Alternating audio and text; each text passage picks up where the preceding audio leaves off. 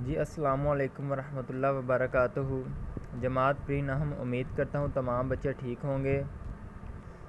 بیٹا آج 4 مئی 2021 بروز منگل، مطالعہ پاکستان باب 1 سبق پاکستان کی نظریاتی اساس، موضوع برصغیر کے مسلمانوں کی مذہبی، ثقافتی، سماجی و معاشی محرومی کے حوالے سے دو قومی نظریے کی ابتدا اور ارتقاء کی وضاحت۔ اگر آپ غور کریں تو آپ کے موضوع کے اندر ہی آپ کو آدھا جواب مل جاتا ہے۔ دو قومی نظریہ سمپل کہ مسلمان اور ہندو دو علیحدہ قومیں ہیں، یہ کبھی بھی اکٹھے نہیں رہ سکتے، ٹھیک ہے۔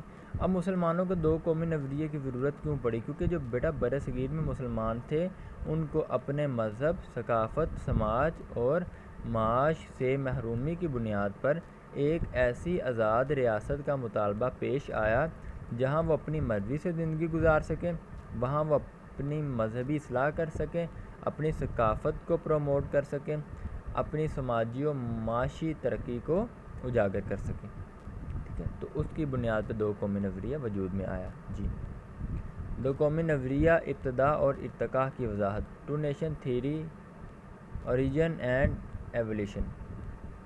دو قومی نظریے سے مراد یہ ہے کہ برصغیر پاک و ہند میں دو بڑی قومیں ہندو اور مسلمان آباد ہیں۔ معروضے کے لیے انتہائی اہم کہ برصغیر میں کتنی دو بڑی قومیں آباد تھیں، ٹھیک ہے، یا کتنی تھیں، 1 2 3 4 وغیرہ وغیرہ، یا 2 3 4 جو بھی ہے۔ یہ دونوں قومیں صدیوں سے ایک دوسرے کے ساتھ رہنے کے باوجود آپس میں گھل مل نہ سکیں۔ جی بیٹا بالکل، چونکہ ہندو اور مسلمان آپس میں بے شمار اختلافات رکھتے ہیں، مذہب، سیاست، تجارت، خدا، حتیٰ کہ خدا کلمہ سب مختلف ہے، تو پس یہ گھل مل نہیں سکتی۔ تہوار، عیدین، کھان پین سب بیٹا ایک دوسرے سے مختلف ہیں۔ دو قومی نظریے کی بنیاد مسلمانوں کا علیحدہ تشخص ہے۔ پاکستان دو قومی نظریے کی بنیاد پر قائم ہوا۔ دو قومی نظریے کا نصب العین یہ تھا کہ اسلام کے دو قومی تصور کی بنیاد پر ہندوستان میں مسلمانوں کی ایک ایسی آزاد ریاست قائم کی جائے جس میں رہتے ہوئے وہ اپنی انفرادی لفظ نکلا ہے فرد سے، سنگل، ٹھیک ہے، اور اجتماعی اوورال میجورٹی زندگی اسلامی اصولوں کے مطابق گزار سکیں۔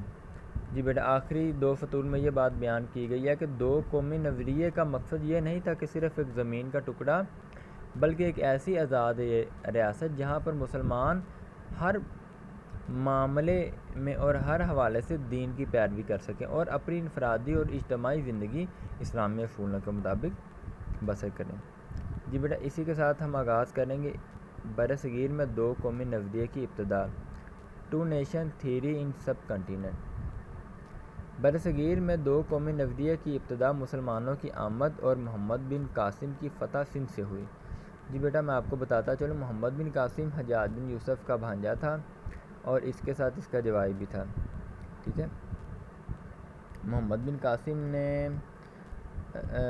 حجاج بن یوسف کو جب خط ملا سندھ سے، کسی لڑکی ناہید نے خط لکھا کہ قوم کی بیٹی مدد کے لیے پکار رہی ہے، تو 17 سال کی عمر میں محمد بن قاسم نکلا دمشق سے بصرہ، بصرہ سے مکران، مکران سے شیرازے، شیرازے سے لسبیلا کی پہاڑیاں، اور پھر چلتے چلتے سندھ تک راجہ دہر کو شکست دی، راجہ بھیم سنگھ کو شکست دی، اور کامیاب ہوتے ہوتے سندھ تک پہنچ گیا، اور سندھ کے بعد پہنچنے کے بعد اس نے اسلام کو وہاں پہ ترویج دی، اور اس کے ساتھ جو علماء گئے تھے انہوں نے بھی اسلام کا پرچار کیا۔ جی تو بہرحال یہ بات پھر کبھی جماعت میں ہوگی، وقت مختصر ہے، آئیے ہم اپنے اصل کی طرف آتے ہیں۔ محمد بن قاسم کی فتح سندھ سے ہوئی۔ 712 میں عرب نوجوان سپہ سالار محمد بن قاسم نے سندھ کے راجہ دہر کو شکست دی۔ محمد بن قاسم کے ساتھ کچھ عرب تبلیغ اسلام کے لیے بھی آئے، وہ مستقل طور پر سندھ اور ملتان میں آباد ہو گئے۔ جی بیٹا جب محمد بن قاسم نے سندھ کو فتح کر لیا تو اس کے ساتھ جو لوگ آئے تھے، علماء اکرام، عالم دین، انہوں نے اسلام کو پھیلانا شروع کر دیا۔ محمد بن قاسم کے حسن سلوک یعنی کہ اخلاق رواداری اور انصاف نے مقامی لوگوں کو اس قدر متاثر کیا کہ وہ اسے اوتار اور دیوتا اس کو خدا کہتے ہیں۔ یہ ہندی کے دونوں الفاظ ہیں، سمجھنے لگے کہ یہ ہمارے لیے تو ایک خدا کی حیثیت رکھتا ہے۔ بہرحال ایسا کہنا تو نہیں چاہیے، کیونکہ اللہ ہے، باقی سب غیر اللہ ہے۔ چونکہ ہندوؤں کے بے شمار خدا ہیں، اس لیے وہ کسی کو بھی خدا کا درجہ دیتے وقت شرم محسوس نہیں کرتے۔ تبلیغ کرنے والوں نے ان لوگوں کو اسلام کی سیدھی، سچی اور توحید کی راہ دکھائی۔ یہ لوگ بخوشی دائرہ اسلام میں داخل ہو گئے۔ اب بیٹا چونکہ محمد بن قاسم کے ساتھ جو علماء کرام آئے تھے انہوں نے ملتان اور سندھ میں پناہ لے لی، اور چونکہ وہ علاقہ محمد بن قاسم نے فتح کیا تھا، پس انہوں نے سر عام اسلام کی دعوت، محبت، توحید، سیدھی راہ، سچی راہ دکھانی شروع کر دی، اور لوگ بذات خود خوشی سے دائرہ اسلام میں داخل ہو گئے۔ جی بیٹا، اس کے بعد غزنوی دور حکومت شروع ہوتا ہے۔ کس کے بعد؟ محمد بن قاسم کے بعد۔ غزنوی دور حکومت 1003 سے لے کر 1206 تک محیط ہے۔ معروضی کے لیے اہم ہے کہ غزنوی دور حکومت کہاں سے کہاں تک ہے۔